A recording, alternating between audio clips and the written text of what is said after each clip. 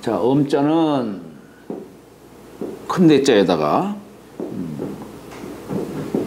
이 번개전자를 이렇게 썼죠.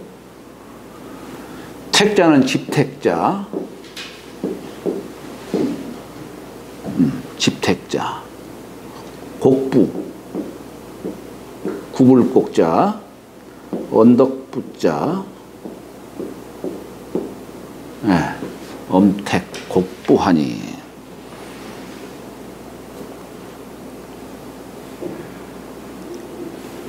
이게 홀연히 할 때 이게 엄자를 쓰는데, 이게 문득 뭐 그런 뜻과 같은 뜻이에요. 곡부는, 거기 이제 공자께서 사셨던 곳이죠. 곡부. 이 곡부라고 하는 곳이 산동반도 그쪽인데 사수와 수수 사이에 있어요. 사수와 수수 사이. 거기에 있는데, 옛날로 말하자면 그 곡부가 어떤 곳이냐면은, 우리 저기, 그 붉은 악마, 그, 누구를 상징하냐면은, 저 치우천왕. 치우천왕. 우리 단군 조선 이전의 역사예요. 단군 조선 이전의 역사인데, 치우 때에 저쪽에 이제 만주 쪽, 랴오, 아마 만주 쪽 그 일대에 수도가 있었는데, 당시에 단군 조선 이전에 나라 이름은 뭐냐면 배달이에요. 배달. 수도 이름은 신시. 그것이 이제 단군 조선 때에는 나라 이름을 조선이라고 하고, 수도를 갑자기 수도 이름이 생각이 안 나네. 아사달. 그렇죠. 아사달. 아사달. 그랬는데, 그 이전에 이제 신시를 그 위에 뒀다가 청구로 수도를 옮긴 분이 치우천왕이에요. 그 청구가 어디냐, 뭐 알 수가 없지만은 대개 곡부로 비정을 하는 거예요. 곡부로.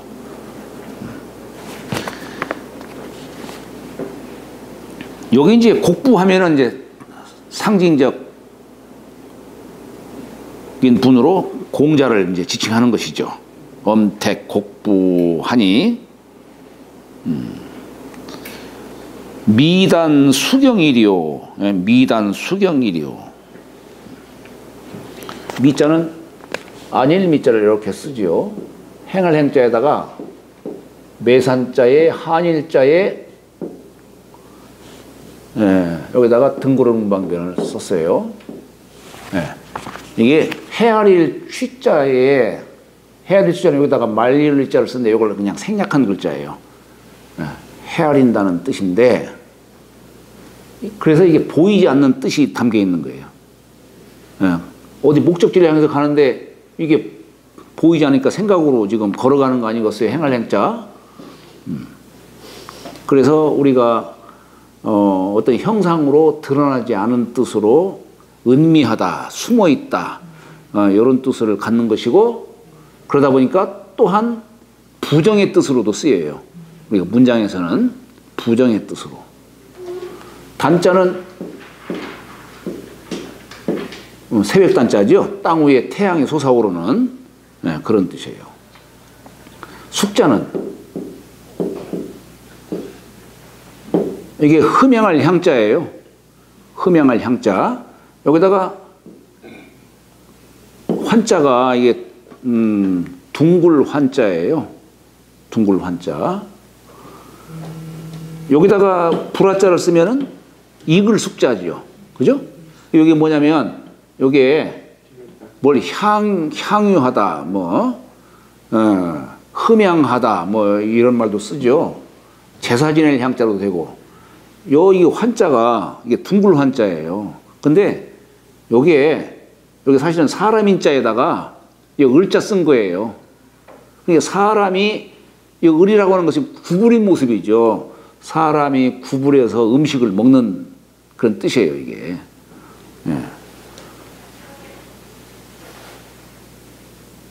여기다가 불화자 쓰면 이제 이글 숙자가 되는 것이고.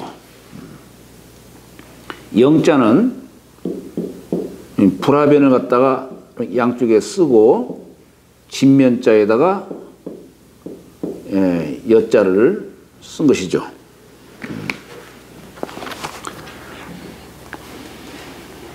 자, 그러니까 이게 미단 수경이리요라고 하는 이 뜻은 뭐냐면, 요 단은 우리 저 문왕의 넷째 아드님 주공을 가리키는 글자입니다. 주공이 휘자예요. 주공.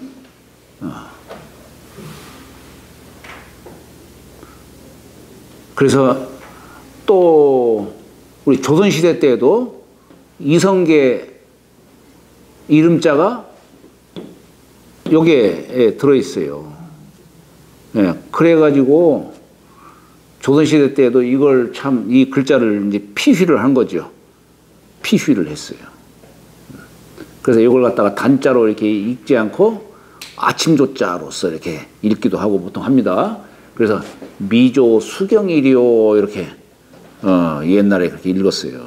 유학을 공부하는 사람들은 주공을 공자도 참 주공을 꿈에도 그리워할 정도로 아주 그리워하신 분인데, 그러다 보니까 주공의 휘자를 읽지를 못하고 그냥 아침조자라고 하는 의무로 이게 읽기도 이렇게 했던 겁니다. 그러니까 이게 주공이 아니면 이런 뜻이에요. 주공이 아니었으면 누가 이 곡부 땅을 경영했겠느냐? 곡부 땅이 아니라 주나라를 경영했겠느냐? 이게 얘기한 거예요.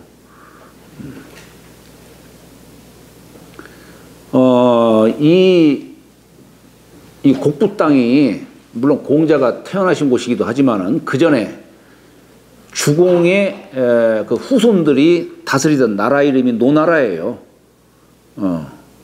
주공의 후손이 다스리던 나라가 이 노나라입니다. 그래서 여러분들 나중에 한번 혹시 곡부 한번 가보셨나 모르겠어요? 곡부. 거기 이제 가시면은 공부가 있어요. 공자가 사셨던 곳. 거기 가면 이제 공자가 사셨던 곳도 있고, 또 공림이라고 해가지고 또 공자의 묘소 가까운 데 있어요. 거기도 있고.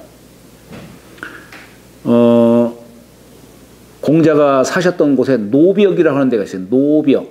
노나라 노자에다가 벽벽자. 그게 뭐냐면, 옛날에 공자가 이제 늙음하게 노나라로 돌아오셔가지고, 그래서 육경을 정리하셨어요. 그게 뭐냐면 시, 서, 예, 악, 춘추, 주역, 이 6가지예요. 이 육경을 정리하셨는데, 공자가 딱 보니까 몇백 년 뒤에 진황이라고 하는 자가 나타나가지고 이 글을 다 없앨 것을 미리 아신 거예요. 그래가지고 벽 속에다가 그 글을 갖다가 감춰둔 겁니다. 주역은 예외로 했고, 주역은 없애지 않을 것이다 해서 오직 그 화를 면한 책이 주역책이에요. 뭐 주역책하고 의서도 있다고 하는데, 여하튼 주역책은 경서에서 화를 면했어요. 그래서 그걸 갖다가 우리가 그 역사적 분석행위의 그 흔적을 뜻하는 글자가 뭐냐, 없을 무자라고 했죠. 없을 무자. 본래 진시황 이전 때는 없을 무자가 이렇게 썼었어요. 이렇게 썼는데 진시황이 수를 불살랐다 이런 얘기예요. 이게 분서의 뜻이에요. 분서. 책을 불살랐다 이런 얘기예요. 근데 주역은 무자가 본래 요 무자예요. 이 무자. 이 무가 갖는, 왜 무자를 이렇게 썼냐면은 이게 하늘천자를 쓴 거예요. 하늘천자를 썼는데, 이건 이렇게 쓴 것은 뭐냐면 하늘에 그냥 상을 들이운 것이고, 구부린 것은 무의 어떤 뜻을 담은 글자예요. 무. 없다 이거예요. 없지만은 여기는 그냥 없는 게 아니죠. 없는 게 아니고 무에서 유가 생하는 뜻을 담고 있는 거예요. 하늘이 무형의 기이지만은 눈으로 볼 수가 없지만은 이 무형의 기에서 모든 게 만들어지잖아요. 이렇게. 예, 땅도 만들고 모든 물체는 다 이 땅에서 만들어지니까. 그러니까 이게 무에서 마치 하늘에서 모든 것이 나온 것처럼 무에서 유가 나오는 겁니다. 우리 저 도덕경에도 보면은 유생어무라. 유는 생, 무라 이거예요. 무에서 유가 무에서 생했다 이런 얘기예요. 예. 그래서 우리 주역에서는 무자를 본래 이렇게 써요. 이렇게. 근데 거기에 이제 노벽에 여러 책들을 숨겨뒀죠. 과연 이제 진시황이 나타나가지고 아이고 정사를 펼치려고 하니까 말 많은 유생들이 그냥 나팔 불고 다니고 그러니까 에이 안 되겠다 해가지고 책을 불살라버린 거예요. 책을 불살라버리고 아예 끼고 다니지도 못하게 그냥. 그리고서도 아니 본래는 이제 선비들을 죽였죠. 우리 사기의 글을 보면은 그때 당시 그 분서 갱유촌이라고 하는 곳이 있어요. 나중에 서안 쪽에 가시면은 거기에 진시황 무덤이 있어요. 무덤인데 그 무덤에서 뻔히 보이는 곳이에요. 거기에 갱유촌이라고 있어요. 묻을갱자에 선비유자. 우리 사기의 글을 보면은 460명을 묻었다고 그렇게 기록이 돼 있어요. 그때 저는 시간 없어서 거기를 가지를 못했는데 가이드가 저기 보이는 곳 거기가 갱유촌이라고 얘기를 하더라고요. 진시황 무덤에서 얼마 떨어지지 않은 곳이에요. 그리고 선비들을 묻어주고 가만히 생각하니까 이놈은 책이 있으면은 그 악령이 되살아나니까 그러니까 책까지 없애버리는 거예요. 그러다가 그리고도 또 이게 책도 없애고 선비도 주겠지만은 공자 사당이 있으면 이것도 그냥 후세 두고두고 또 이제 되살아나니까 그래서 공자 사당까지 무너뜨리는데 헐어버리는데 사당을 하는 중에 딱 보니까 문득 쪽지 하나가 똑 떨어지더라는 얘기예요. 그래서 쪽지를 딱 보니까 그 쪽지에 뭐라고 써 있느냐. 후세의 유일 남자하야. 남자 한 놈이 나타나가지고 입 아당하야 내 사당에 들어와서 회야 관상하고 내 가시며 의복이며 이런 걸 다 헐어버리고 조로 사구평대하리라. 사구평대에서 죽을 것이다. 이렇게 써있다 이거예요. 그러니까 거기에 관졸이 그걸 보고서 이제 진황에게 보인 거지요. 그랬더니 도대체가 사구평대가 어디냐? 물어보니까 다들 모르는 거예요. 아, 여기는 신선이 사는 모양이로구나 해가지고 그래서 뭐 동남 동룡 500인과 더불어서 동방으로 사람을 보내가지고 불로초를 구하게 하고 해서 왔다 한 곳이 저기 서귀포 아니겠어요? 여기 서귀포 동방에 삼심산이 있다 이거예요. 영주산이 있고 저 우리 왜 금강산, 지리산, 한라산을 갖다가 삼신산이라고 하잖아요. 봉내산, 방장산, 영주산 이렇게. 그래서 왔다가 돌아갔다가 해가지고 서부리라는 자가 돌아간 곳이다. 서귀 돌아갈 귀자에 포구할 때 쓰는 포자지요. 서귀포다 이렇게. 그래서 과연 진시황이 사구평대라고 하는 곳에서 죽었다 하는 그 얘기가 전해져 옵니다. 그러니까 여기 이제 이 곡부라고 하는 곳이 공자가 거처하셨던 곳. 그 아까 참 노병 얘기를 하다 말았는데 그 후대에 와서 이제 한나라 때 공자의 거기 이제 뭐 이제 궁궐터를 더 넓히려고 공자의 담벼락을 허물던 중에 거기서 책이 쏟아져 나온 거예요. 그래가지고 이제 고문과 금문과의 이제 옛날엔 책이 없었다가 진왕 때 이제 한동안은 없어졌죠. 그러니까 사람들이 이제 부전으로 이렇게 전해져 오고, 뭐 옛날에 그때는 뭐 종이로 쓰질 않았으니까. 그러다 보니까 그 진나라 이전에 문자를 갖고서 글을 쓴 게 아니라 이후에 진나라 때 정막이라고 하는 자가 왜 예서차를 뭐 발명했다 그런 얘기도 하잖아요. 그러니까 그 글자로서 이렇게 글을 가르치던 자들을 금문학파라고 하는 것이고, 그런데 그러던 중에 공자백에서 글이 나온 거예요. 그래서 이걸 연구하는 학파가 뭐냐, 고문학파야. 이제 고문.